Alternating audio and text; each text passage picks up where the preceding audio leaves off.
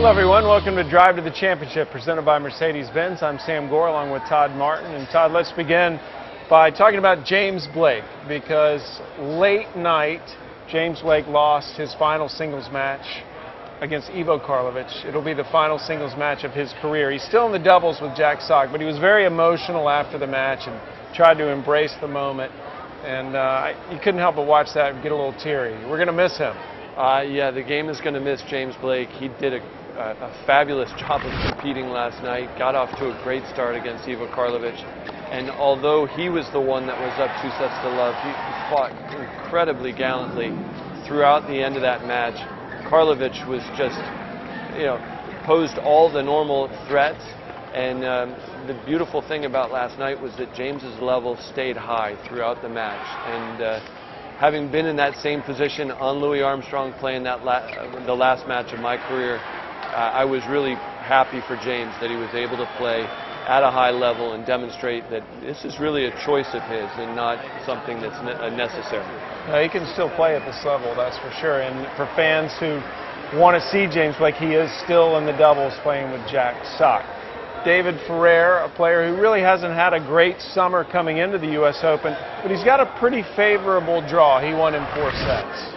He did. It's interesting to see him struggle against another Spaniard, but it's good for David Ferrer. He's had a really difficult summer on the hard courts, so to get into the third round, be one of the first players into the third round, has got to give him some confidence, and also looking forward in the draw. He has the weakest quarter with Gasquet or Raonic probably being his opponent in the 4th round.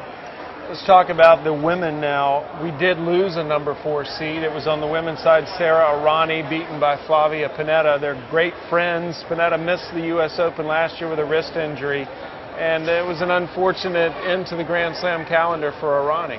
Well, they might be great friends, but Flavia Pennetta did not treat Sara Errani like a good friend today. There's a mismatch in talent. Flavia Pennetta has a lot of firepower. She's a really good athlete. Sara Errani is a cagey player, also a great mover, but doesn't have a ton of firepower. Her success last year at the French Open and at the U.S. Open were almost an anomaly. It's a real testament to the caliber of her acumen to have sustained a high ranking and to have earned the 4th seed here. Obviously that ranking will go down now, but Flavia Pennetta is a dangerous person in anybody's draw. Well, just like Blake's still in the doubles, Errani's still in the doubles. In fact, she is the #1 ranked doubles player in the world along with her partner, Roberta Vinci. Christina McHale transitioning to women's tennis on the U.S. side. She had a tough match today. It was 3 sets. She had a point to go up 4-1 in the second. Got a little tight, lost 5 games in a row, but ended up winning it in 3 sets. It's a great result for Christina McHale to continue to make steps back up into the top ranks of the game. She had such a strong year a couple of years ago, presented herself as one of the next American hopefuls, if not probables, but then really faltered and fell in the rankings. She's on her way back up, and obviously a third round result here would be a huge benefit, but she also has the potential to keep on going. And finally, Todd, a player under the radar a little bit would be Angelique Kerber. She had a very difficult match today against Jeannie Bouchard, who's had her breakout season from Canada. Jeannie Bouchard is an amazing young talent from Canada, but Angelique Kerber is one of those girls who nobody is going to feel like they can just blow out.